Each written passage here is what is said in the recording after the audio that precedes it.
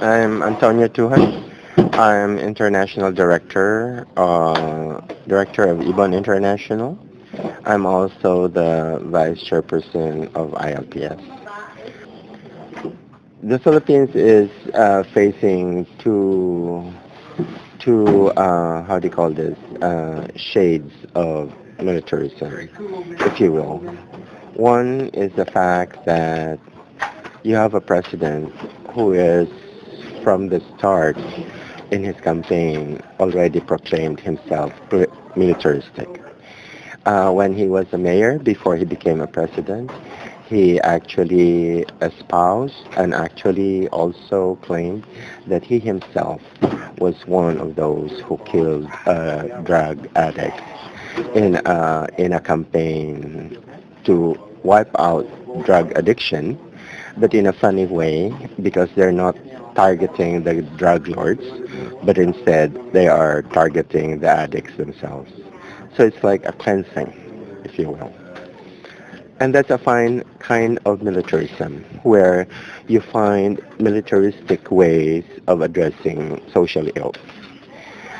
So you can see that it easily morphed in the Philippines into other forms of militaristic activities where he gave policemen the right to what they call tokang, which means they just knock on the doors of suspected addicts or pushers and then kill them there on the spot. So that kind of extrajudicial killings has become the norm in the Philippines. But on the other hand, this president has also inherited a very comprehensive program of militarization. Militarization in the Philippines is actually um, dictated upon us as a policy by the United States, and that is, on one hand, the fact that they are funding the army, the police, and others to fight a counterinsurgency program that includes all forms of militarization of communities. So farmers, indigenous, and others are not able to work in the fields when there are military activities. And besides that, they even go into forms of hamleting or forced evacuation of people so that they clear the area and everyone left are deemed to be killed because they are fighters or rebels and so on. So that kind of militarization is bleeds into society. So the health system is militarized. Now this president wants to have military training for high school students. You have also tremendous propaganda and farmers, other sectors, the leaders are actually subject to extrajudicial killings. Now, all of this are part of a counterinsurgency program that the U.S. has pushed on the Philippines. So they have, from the Pentagon, a policy of counterinsurgency that has been evaluated and improved upon from decades to decade. And then in the Philippines, every 5 years or so, they have a counterinsurgency program. So before it was Operation Plan, Lampag Pitag. Then later it became Operation Plan Bayanihan. Now in this current president, it's now Operation Plan Kapayapaan, which is, Kapayapaan is peace, but you have a military operation plan to implement. So you can see the how do you call it, the irony of the name.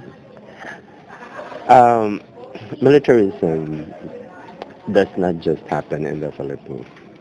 It just so happens that the Philippines is has always been a country that has been conquered by the U.S.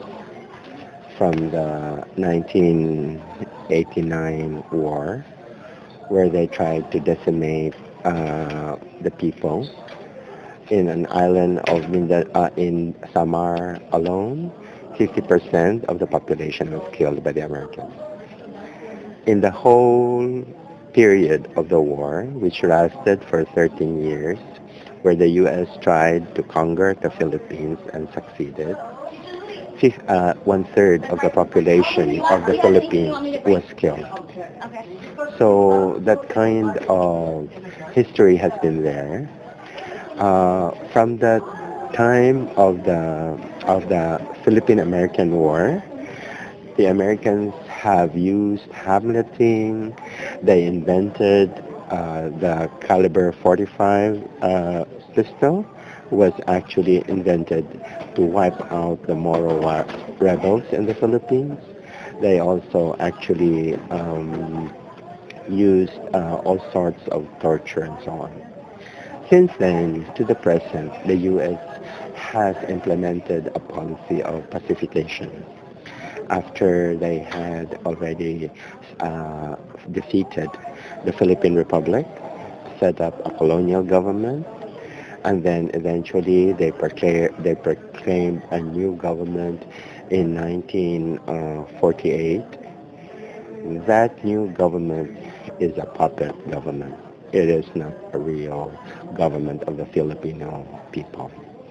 And since then, you have a government that from Quezon to the present of Duterte are puppet governments. They are implementing all sorts of policies to exploit the Filipino people and resources of the Philippines.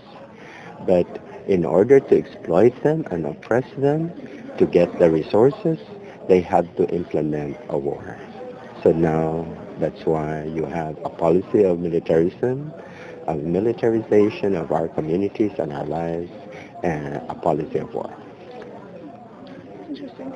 You said you were vice chair of IOPS. Yeah. Can you talk a bit about this conference, kind of what brought the people, the different organizations that are here, and different types of ways people have been struggling against the militarization? Well, the ILPS was as it was set up in 2001, and it's a coalition of organizations around the world, organizations who are fighting imperialism and trying to preserve their way of life or build a new life, if you will. Now, ILPS therefore has always been fighting the question of imperialist war, how you have all sorts of wars of aggression against communities and nations. You have pacification campaigns, militarization, and so on. But over the years, we have noted that the question of war has become more and more complicated and more urgent because of the crisis of imperialism. You now have a situation where people are losing their jobs. There is more discontent and destabilization of regimes.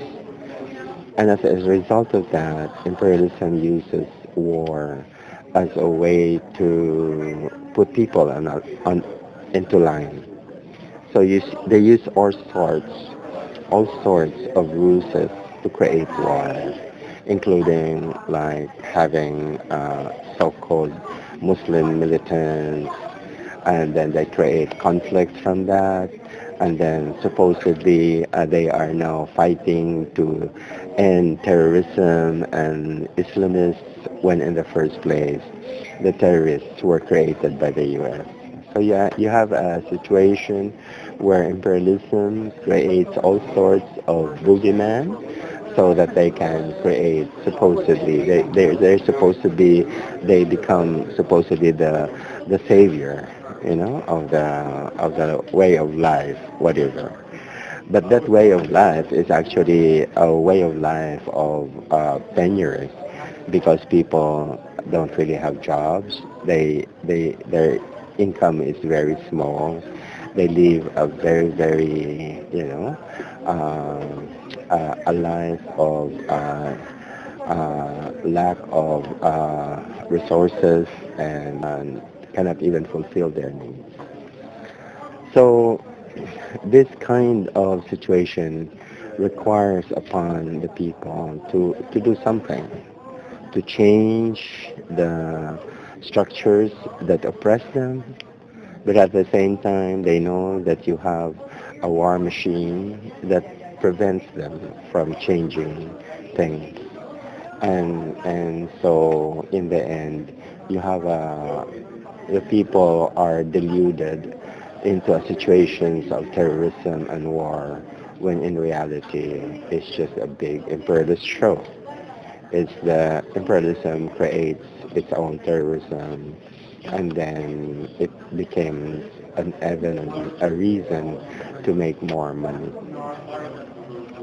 Now all of this is at the mercy of the people. The soldiers are poor people who are forced to become soldiers. The people, the lives are being destroyed because of the war. And so what we want is to end war, create a situation of justice. So we don't simply want peace, peace for whatever sake. We want justice. And to do that, you have to fight imperialism, which is the source of war.